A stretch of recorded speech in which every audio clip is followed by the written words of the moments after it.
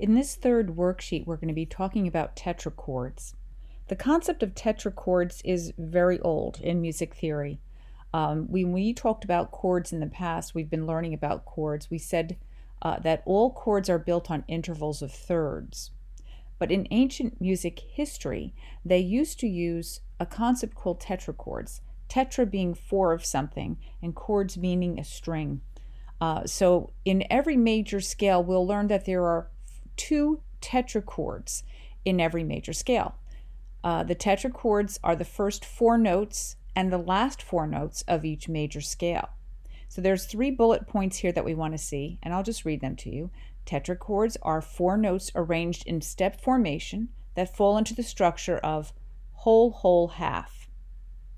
Every scale has 2 tetrachords, a first or tonic tetrachord and a second or dominant tetrachord. The concept of tetrachords is no longer used since the Baroque era, but still is taught in music theory. So we'll always refer to these 2 tetrachords. And the basic idea is, let's take a look at our G major scale. We've all been playing this since the first semester of your first year in piano, so it's familiar. I built the scale here. Here are my letters. We learned that we start on the keynote, we end on the keynote, and we have every letter in sequence. From G to A, B, C, D, E, F sharp, and G. We learned that we needed the F sharp because of the step formula. The step formula is whole, whole, half, whole, whole, whole, half. And you notice I purposely left this middle whole step in blue as opposed to the purple because we're going to talk about that in a moment. So when we lay down our letters in a scale, we have our degrees set also. The degrees are 1, 2, 3, 4, 5, 6, 7, 8. These things never change. The only thing that changes from scale to scale are the letters.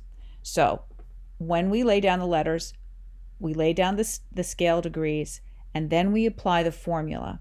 And this is the long math. It's G to A is a whole step, so we leave the A as it is. A to B is a whole step. We needed it also, so it stays. B to C is a half step.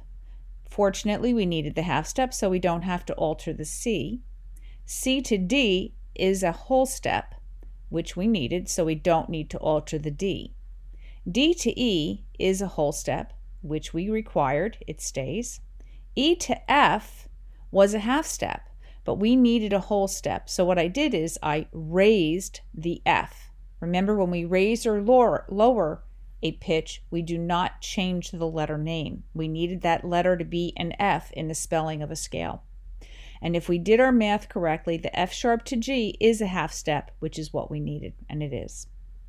So that's how we build our scale. That's what we'll be doing throughout this unit, using everything from Unit 8 about steps, whole and half steps, and then applying the step formula to create our major scales. Now, on this worksheet, we're just talking about tetrachords. So, simply put, the first 4 notes of a tetrachord is what we call the first or tonic tetrachord because it is built on the first scale degree.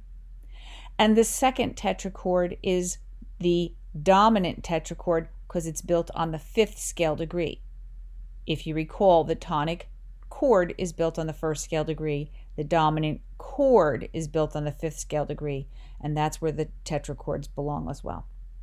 So in the first half of your worksheet, this is what you should be applying. You did not have to put this step formula in there. I put it in there for this presentation. In number 2, it says, what is the first tetrachord of a major scale? Those are the first letters, G, A, B, C, which are the first, second, third, and fourth scale degrees. What's the second tetrachord? Starting on the 5th scale degree, D, E, F sharp, G, which I placed in these blanks here. Don't forget your F sharp. It's part of the signature. And the question here, number 4, what is the step formula for all tetrachords? We'll take a look here. At the first 4 steps in the scale, we have whole, whole, half. In the second 4, the last 4 notes in the scale, it's also whole, whole, half. The big question is, what type of step is in between the first and second tetrachord? We have a whole step. Move on to the next slide.